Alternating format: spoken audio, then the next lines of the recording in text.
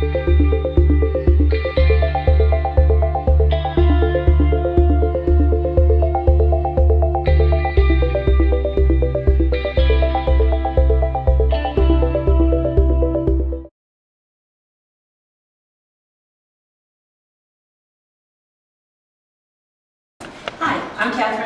I'm grateful to be here this evening. I'm grateful you all came out to come and listen and learn about us and about CLC. I'm also grateful that we have a field of 7 really quality candidates for 2 positions for CLC, and I think that just proves that we are united in our love of CLC and wanting to do the right thing for our community.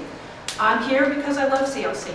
I'm a retiring high school superintendent from Grays Lake Community High School District 127. Go Rams, go Knights.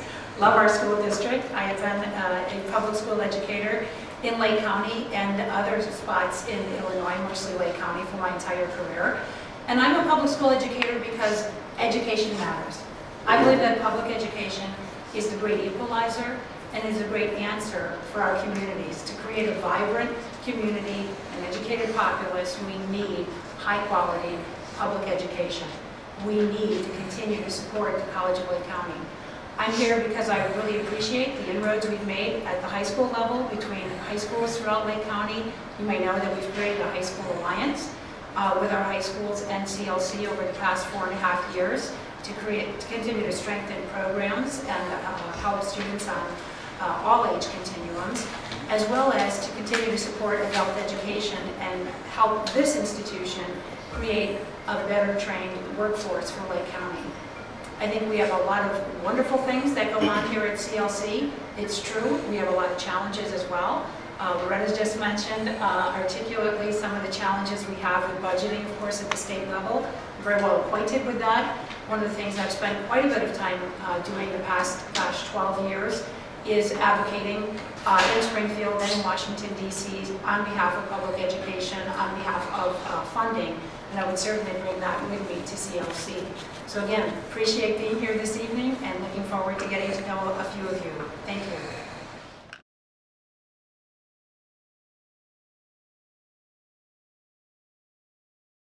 First of all, collegiality, communication, and working well together is the hallmark of CLC. And my understanding of how boards work is that leadership starts at the top, and modeling good leadership and what you expect throughout your organization is something that I believe needs to be demonstrated and committed to at the board level first. So as a new board member, I would spend time getting to know what are the board norms. I know our board has norms. I know they function well as a group of trustees, and I'd want to spend a little bit of time getting to know them, committing to them, and spending time with the administration as well. I believe that board members' job is to govern and to work closely with the executive staff members to support them in their work with faculty and administration, and then as a board member to work appropriately within the clear roles, understanding the difference between board work and staff work, and working together, a team, around partnership and communication issues. If it's appropriate, perhaps having some listening opportunities, but in the presence of the college president and faculty members working as a team so that they could see us model as a board of trustees and executive leadership group, teammanship together.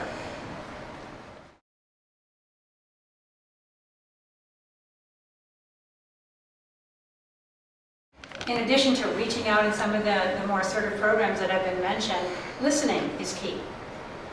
We are a student-first institution. CLC is all about meeting the diverse needs of a diverse student body.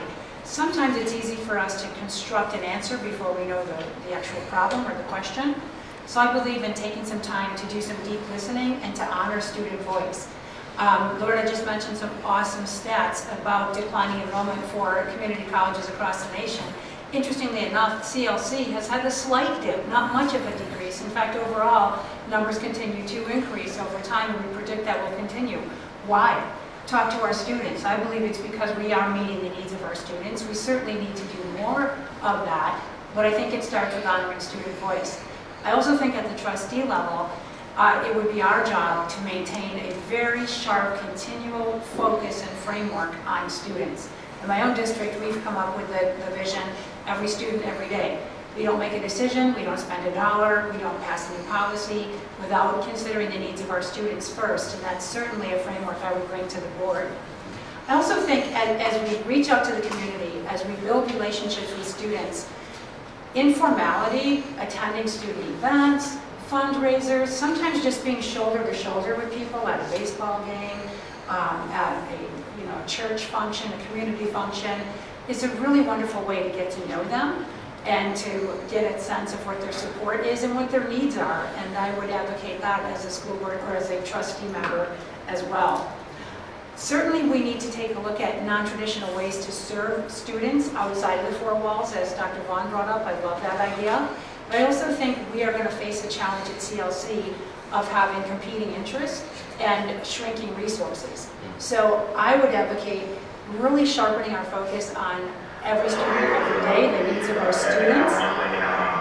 Don't worry, I was warned that we would have a tornado show. We are perfectly safe. We are in the tornado cellar. I see that signs everywhere.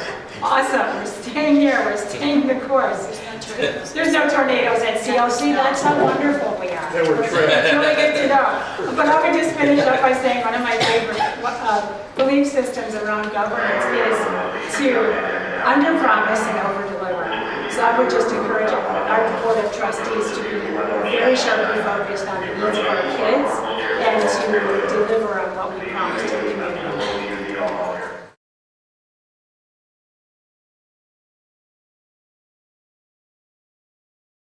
The question is, how committed would you be to creating, developing policies to truly embrace diversity? Of course, 110%.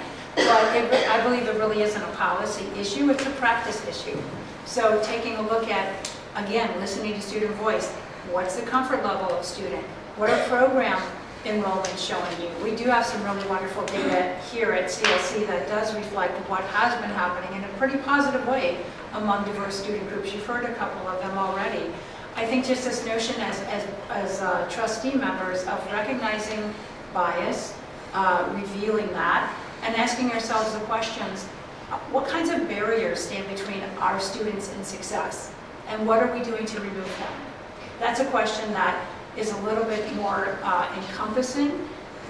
Instead of just looking at individual groups, taking a look at are there any institutional barriers that we have created that we need to address and improve over time. We're in a very, interesting time in our country. We have a president who continues to talk about building a wall. We have a president who has just made a giant shift in the transgender bathroom issue, just to bring a high school issue to you for a moment. I can tell you right now that at the high school level, we don't spend time anxiously discussing the impact of these federal issues on our student population. We remain mission-minded, we remain focused on our students and on the needs of our students. We are not changing anything because of what is happening around us. We are sharpening our focus on our kids. Our message to our kids in the midst of a turbulent, changing, unpredictable environment is very simple. We love you, we're here for you, we are going to do our level best to meet your needs. I think that same message applies to all of our students of various ages here at CLC.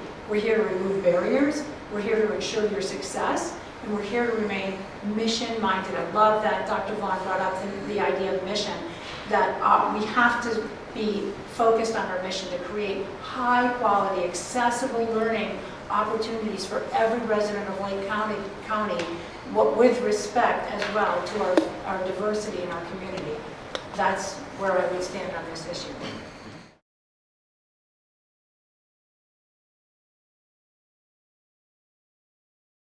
The goal of our trustee board, if and when we had the task of selecting a new president, would be to find the absolute best fit and match for this college at this time. And we would want to take a step back, I think, before launching a search, if and when that was necessary, to really carefully consider the attributes. What kind of leader are you looking for at this time? This is a different college president you would be looking for if and when the search were to go about, because it's a different CLC.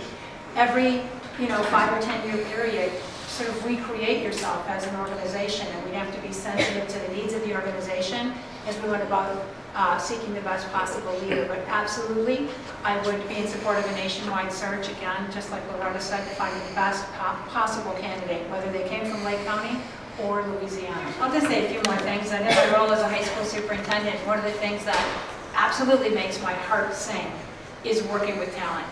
I love working with young leaders, aspiring superintendents, current superintendents, and I'm happy to say that as I move into retirement, one of the things I'll be doing is working with executive search firms to help match high-quality superintendents with local school boards, simply because there's just nothing more important than getting a wonderful leadership team in place and getting the right leader, wherever they're from, matched with the right board. So it's something I have a lot of passion around, and I think I'd have a good bit of experience to bring to the board should I be fortunate enough to be in this position.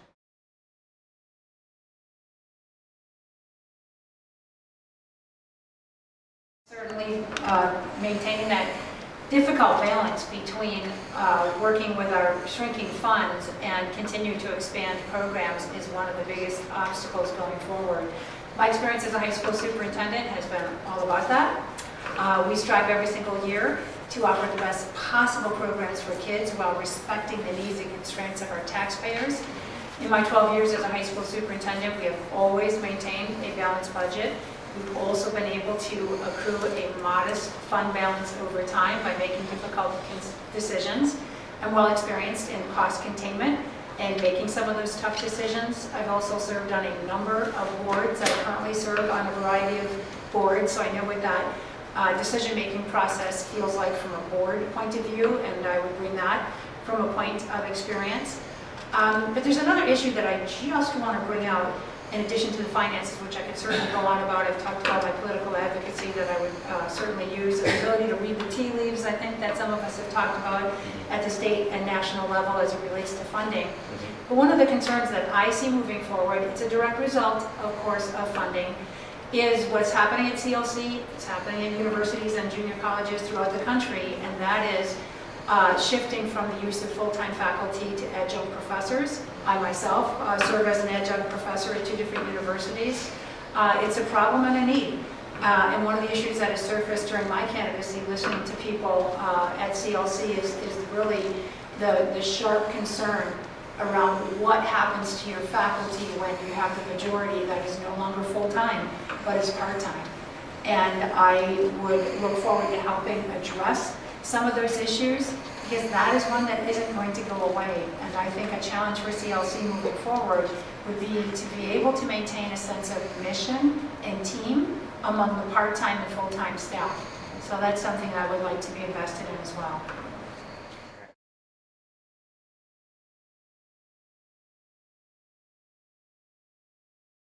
Great answer. I think that's really an interesting question. There's a lot of research around the power of extracurricular activities in a student's life, no matter the age. So while I agree, students are super busy, especially that 20 to 29-year-old group and older. The other side of this equation is quality of life. Relationship building, connectedness, community happens in small group settings. It happens in some of these clubs and activities. So I agree with Loretta in that we want to be perhaps a little bit more thoughtful in the kinds of student activities that we offer and opportunities for students. And again, I would circle back to student voice. Let's ask our students what else we could be doing to help them feel included, to help them feel welcome, and then be creative about it. Maybe there's a way we could engage in social media to help our students feel a sense of community and connection. Also, as a board of trustees, maybe we could set some pretty high goals. Maybe our goal is 100%. We expect 100% of our students in some way to be connected to other students through social media, through clubs, through activities, through outreach programs. And I think the message we want to send at CLC through student activities and student engagement is, this is your home. You are welcome here. And it could be something as simple as tapping students individually on the shoulder and having individual invitations. Anything that shows our students that they are part of our CLC community, giving them a sense of place and a sense of home. I think that's the power of student activities, then that's the power of connectedness. So yes, I think it's a high value activity, and we want to set some goals around that and do everything we can to help our students feel connected.